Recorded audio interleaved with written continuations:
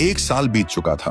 ढोलकपुर वापस शांत था। गांव के लोग फिर से खुशी से जीने लगे थे।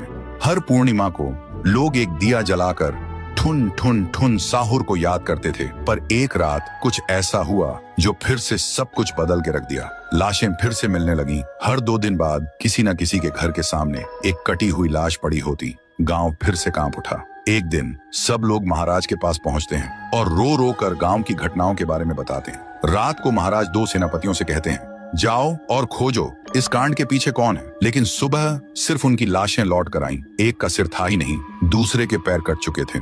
महाराज समझ गए कुछ तो लौट आया है, कुछ जो सिर्फ मौत का खेल खेल रहा है। और फिर कहते हैं, अब इस जंग का सामना मुझे ही करना होगा। उसी रात महाराज चुपके से गांव में आते हैं और एक पेड़ के पीछे खुद को छुपा लेते हैं। और ठीक रात के 2:30 बजे अचानक कहीं से धुआं छा जाता है और उस धुएं के अंदर से एक आवाज आती है,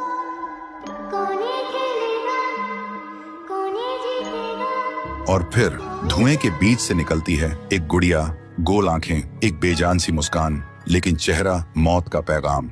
वो गुड़िया एक घर के गेट तक जाती है और बच्चों जैसा एक गाना गाने लगती है। उसके गाने की आवाज सुनकर एक आदमी बाहर आता है और अगले ही पल वो गुड़िया उसका सिर चबा जाती है। वो आदमी तड़प तड़प के वहीं जमीन पर गिर जाता है। महाराज सब कुछ देखते हैं। उनकी आंखें भर जाती हैं। उन्हें समझ आ जाता है इसके सामने जाना मतलब खुद का अंत लिखना है। अगली सुबह गांव के लोग इकट्ठा होते हैं। महाराज कहते हैं, ये पिछले भूत से भी ज्यादा डरावनी है।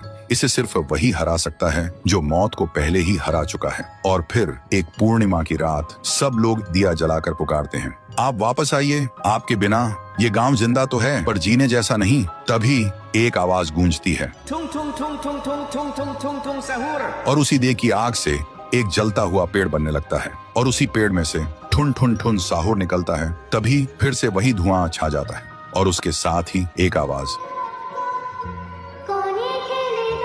सब लोग घुटनों के बल गिर जाते हैं और कांपती आवाज में बोलते हैं, हमें बचाइए, वो आ गई है। ठुन ठुन ठुन साहुर एक जोरदार जंप करता है और सीधा उस धुएं में घुस जाता है और शुरू होती है एक आखिरी जंग ठुन ठुन ठुन साहुर और गुड़िया की। जमीन कांपने लगती है, आसमान से बिजली गिरती है और जब धुआं हटता है तो दिखाई देता है गुड़िया बिखर चुकी थी। हाथ अलग, सिर अलग, पैर अलग। और तब से गांव में फिर से एक नई सुबह हुई। महाराज मुस्कुराए, गांव वाले जीने लगे और उस दिन के बाद ठुन ठुन ठुन साहुर सिर्फ एक भूत नहीं रहा, गांव का रक्षक बन गया। लेकिन उसी रात कुछ ऐसा हुआ जो किसी को भी पता नहीं चला। गुड़िया का सिर, हाथ, पैर अपने आप जुड़ने लगे थे और फिर वो वहां से चली गई। तो दोस्तों, अगर आप देखना चाहते हैं पीहू वर्सेस गुड़िया तो इस वीडियो को 1 लाख लाइक्स तक पहुंचा।